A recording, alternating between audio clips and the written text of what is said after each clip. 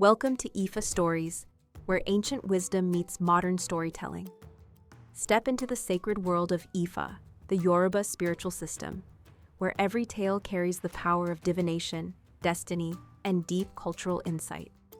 Join us as we unravel the mysteries of the Orishas, the divine forces guiding our paths, Orunmila, the Iron Moles, and many more. Each story is a bridge between the past and the present, weaving timeless lessons that inspire, enlighten, and transform. Embrace the wisdom, honor the tradition, and journey with us into the heart of Ifa. Subscribe now and let the stories guide you. To explore full Yoruba stories, Ifa teachings, and ancestral wisdom, visit our website, www.ifastories.com. Step into the sacred path for more resources and information. The Great Ọṣáìn Priest, Gran Osainista, Patakin.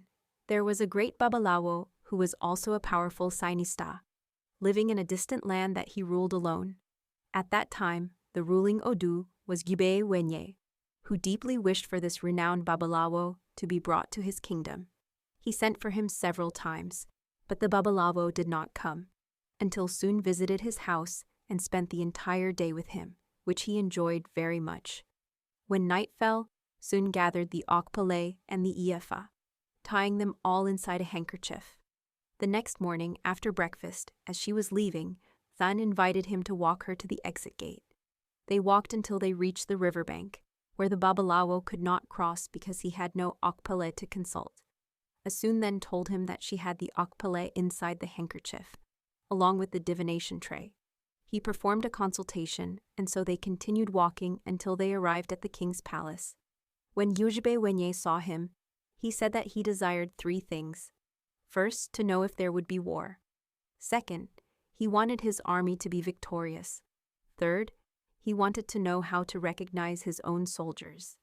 Then the Bàbáláwo asked for an akuko, rooster, and a diamehi dundun, two specially prepared hens, so he could divine the answers. The king gave him what he requested. The akuku was presented to Esu Elegbara, who told the Bàbáláwo to offer the adie dundun to Orunmila, to carefully store the juju charms, and to observe closely when the king's soldiers appeared, because all those who wore a juju on their heads would be the king's true soldiers. After eating the adi, the Bàbáláwo scattered the juju and went to the king's palace. He then asked the king to bring out his army, and he identified the soldiers one by one. The king was astonished and appointed him Awo, chief priest, of the royal court,